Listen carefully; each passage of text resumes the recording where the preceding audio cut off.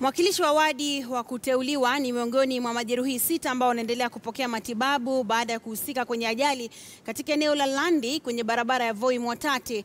Ajali hiyo ilitokea chini ya saa 24 baada ya ajali nyingine ambayo ilitokea mahali papo hapo na kusababisha vifo vya watu 5 wa familia moja.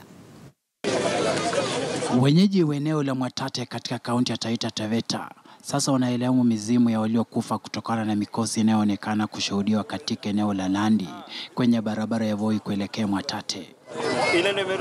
Hii ni baada ya ajali 2 kutokea sehemu hiyo chini ya saa 24.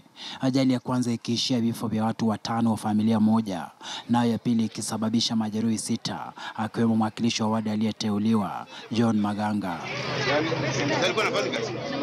Gari alimokuwa mwakilishi huyo wa wadi lilipasuka gurudumu na kuelekea kwenye ndaki lililoko kando mwa barabara, naye dereva wa gari la abiria lililokuwa likimfuata akisemekana kukosa kulidhibiti gari lake kabla ya kupoteza mwelekeo na kusababisha magari yote mawili kubingiria hadi shimoni.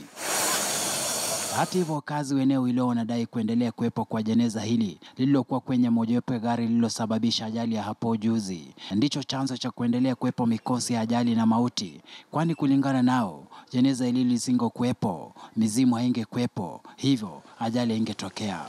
Shadrack Miti, KTN News.